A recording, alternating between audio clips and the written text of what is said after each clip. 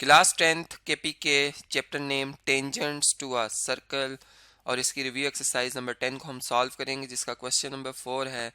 In the figure O is the centre of the circle passing through the points A and B. T A is a tangent to the circle at A point and T O B is a straight line. Given that angle A O T is equal to 64 degree, find angle A T B and angle T A B.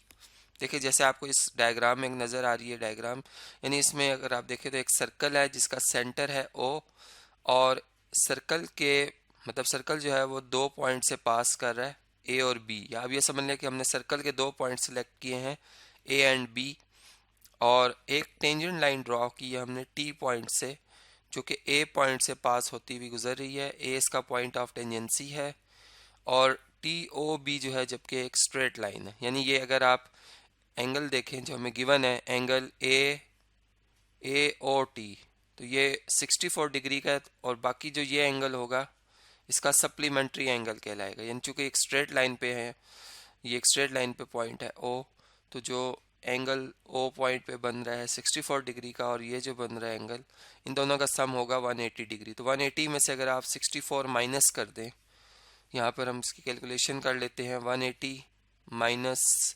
64, तो ये बनता है 116 degree.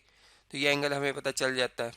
अब हमने angle जो मैयर करना है या जिसकी वैल्यू फाइंड करनी है वो एंगल है ए टी बी, ये एंगल है। हमने इसकी मेजरमेंट करनी है, इसको चेक करना है कि ये कितना होगा, इसकी मेजरमेंट क्या होगी। ठीक है, अब हमें ये पता है कि ये जो आपको एक ट्राइंगल नज़र आ रही है, इसमें ए पॉइंट पे बनने वाला जो एंगल है ये 90 डिग्री का, क्योंकि टेंजेंट लाइन और रेडियल सेगमेंट जो होते हैं हमेशा परपेंडिकुलर होते हैं। ठीक है, ये हमने पढ़ रखा है कि जब हम सॉल्यूशन स्टार्ट करेंगे तो हम सबसे पहले ये लिखेंगे कि ये जो लाइन है, जैसे बताया गया है कि ये टी ए लाइन जो है, line segment T A is a tangent to a circle.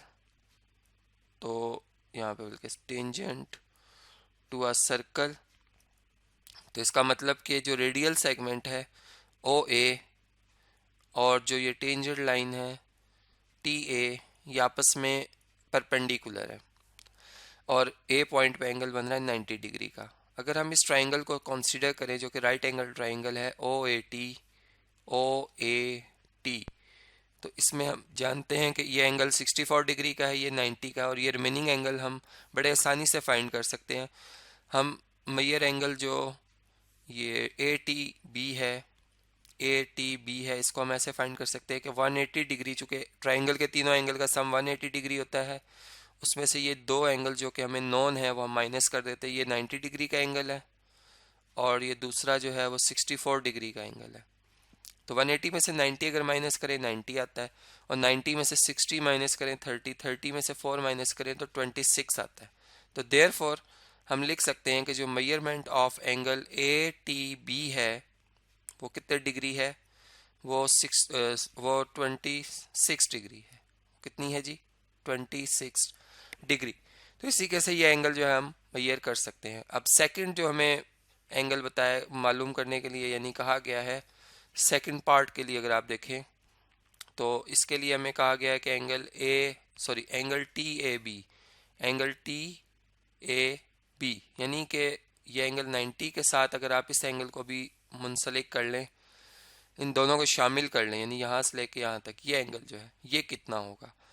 अब आप देखें कि ये एंगल जो है, ये ट्राइंगल जो है अगर इस ट्राइंगल के हवाले से अगर हम बात करें तो इस ट्राइंगल में या हम यूँ कहते हैं कि पहले अगर हम इस ट्राइंगल के हवाले से बात करें, जो ट्राइंगल ओ ए बी है, ये एक आइसोसेलेस ट्राइंगल है।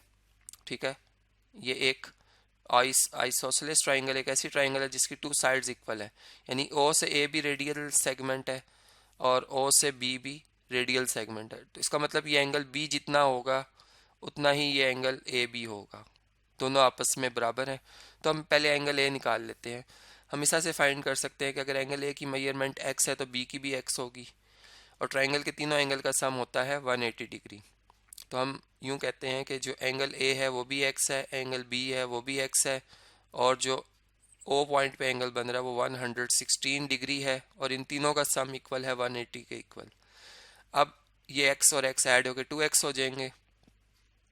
180 डिग्री में से अगर आप 116 डिग्री को माइनस कर देते हैं तो ये कैलकुलेशन इसको हम देखते हैं, ये 64 आ जाता है, क्योंकि अगेन वही बात कि इन दोनों का सम 180 होना चाहिए। तो 2x जो है वो इक्वल टू आ जाएगा 64 के, चूँकि देखिए इसमें अगर आप 4 ऐड करते हैं 120 और 120 में 60 ऐड करते हैं 180 आता है, और x इज इक्वल टू हो जाएगा 64 का हाफ 32 डिग्री, यानी कि एंगल ए जो है वो 32 डिग्री है। ये एंगल जो ए इस पॉइंट इस ट्राइंगल के अंदर बन रहा है, ये वाला एंगल, ये हमने देखा कि कितना आया है, 32 डिग्री आया है।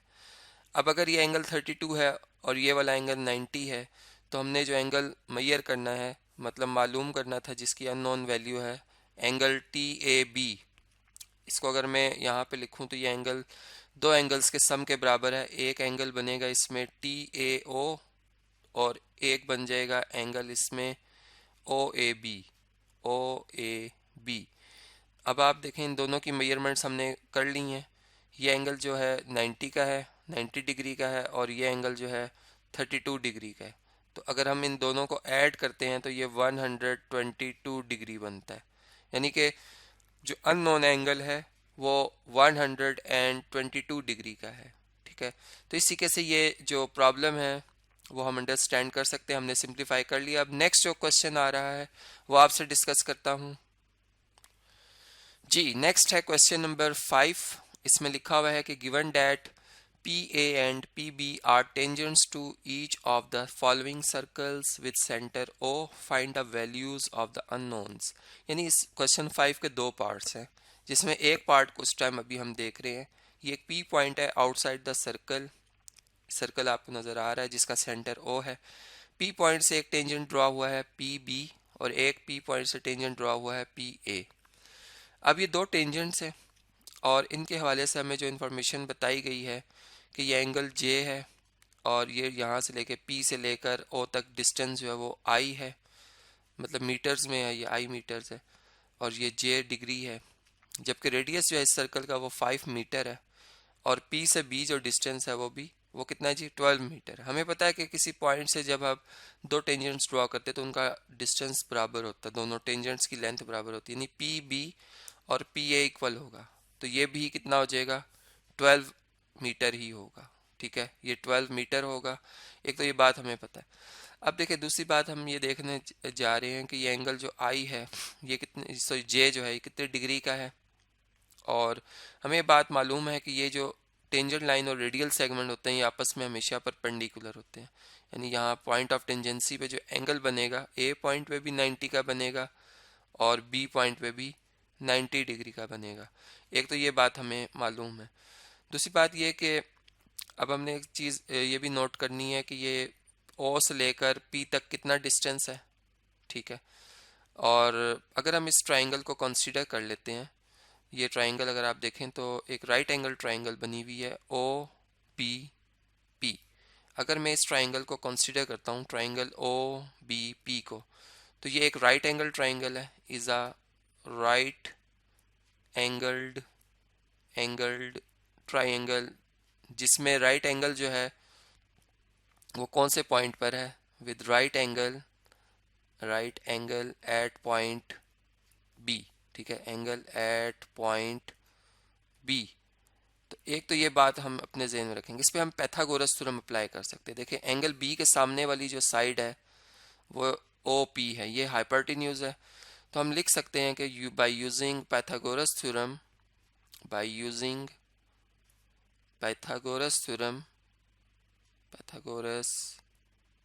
थ्योरम, उसकी स्टेटमेंट के हवाले से ये बात हम जानते हैं कि हाइपोटेन्यूज साइड का जो स्क्वायर होता है वो बराबर होता है बेस साइड स्क्वायर का, base side square plus perpendicular side जो है इन दोनों के सम के। अब इसमें इनकी वैल्यूज़ को हम दर्ज कर लेते हैं। जैसे ये बात हम देख रहे हैं कि इस टाइम जो हाइपोटेन्यूज है वो अननोन है, इसको हमने आई कहा है, आई अल्फ़ाबेट से रिप्रेजेंट किया है। बेस जो है वो 5 मीटर है, तो 5 लिख लेते हैं, 5 का स्क्वायर, और परपेंडिकुलर जो है वो 12 है, इसको हम लिख लेते हैं यहाँ पे। अब आई स्क्वायर या आई इज इक्वल टू हो जाएगा स्क्वायर रूट ऑफ, दोनों तरफ स्क्वायर रूट लेंगे तो आई आ जाएगा, यहाँ पे स्क्वायर खत्म हो जाएगा। दूसरी तरफ 25 होता है 5 का स्क्वायर और 144 होता है 12 का स्क्वायर, ये दोनों स्क्वायर रूट के अंदर आ जाएंगे। तो आई इज इक्वल टू हो जाएगा 169। तो देयरफॉर जो आई है जो कि बराबर है ओ से लेकर पी जो डिस्टेंस है उसके, ये कितना आ जाएगा, ये 13 आएगा। चूंकि 169 का अंडर रूट जो होता है वो 13 होता है, तो ये 13 मीटर इसकी वैल्यू आ जाएगी। तो इस तरीके से जो आई है वो उसकी लेंथ जो है वो हमने मालूम कर ली है कि ये जो है हमारे पास आ रही है 13, बल्कि सॉरी यहाँ पर आई जो है वो पी से लेकर यहाँ तक जो डिस्टेंस है इसको कहा गया है। मैं इसको थोड़ा सा करेक्ट कर लेता हूँ, डी तक, ठीक है। हमने असल में अभी जो मालूम किया वो ओ से लेकर पी तक डिस्टेंस फाइंड किया, वो आई नहीं है इसको, बल्कि मैं करेक्ट कर लेता हूँ कि ये आई नहीं है।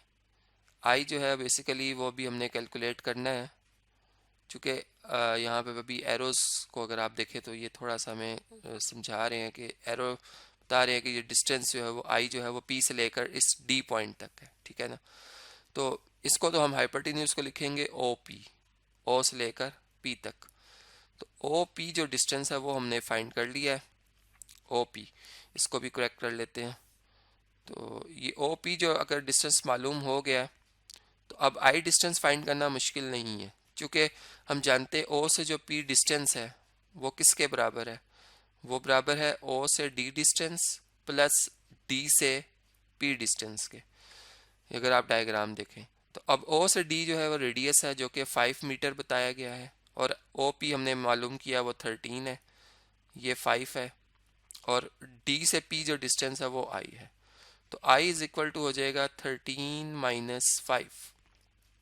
तो 13 में से अगर आप 5 को माइनस कर देते हैं तो ये 8 आता है, 8 मीटर्स।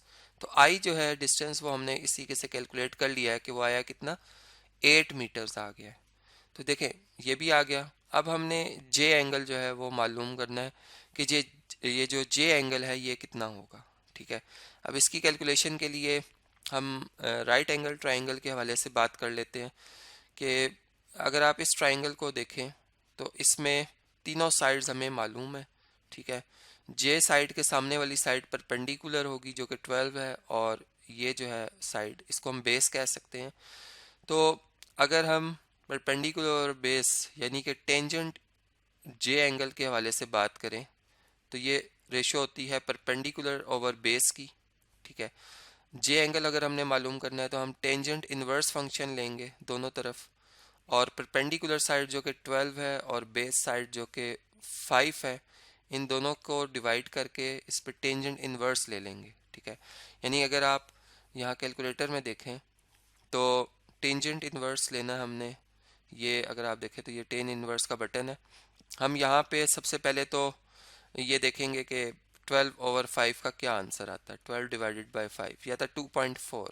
2.4 पे टेंजेंट इनवर्स लेना हमने, यहाँ पर टेंजेंट इनवर्स ये है, तो ये आता है कोई तकरीबन 67 डिग्री, 67.384 कर सकते हैं। तो जे एंगल जो है, एंगल जे जो है ये आ रहा है तकरीबन 67.4 डिग्री। इसको री चेक कर लेते हैं, जी बिल्कुल ठीक लिखा हमने। तो इसी के से जे एंगल जो है वो जो अननोन एंगल था हमारा वो भी हमने यहाँ पे कैलकुलेट कर लिया है। अब इस वीडियो को मैं कंटिन्यू कर रहा हूँ नेक्स्ट वीडियो में, जिसमें मैं जो क्वेश्चन नंबर 5 है इसका जो सेकंड पार्ट है वो भी आपसे डिस्कस करूँगा, और एक एक्टिविटी है जो कि इस एक्सरसाइज में मौजूद है वो भी आपसे मैं डिस्कस करूँगा।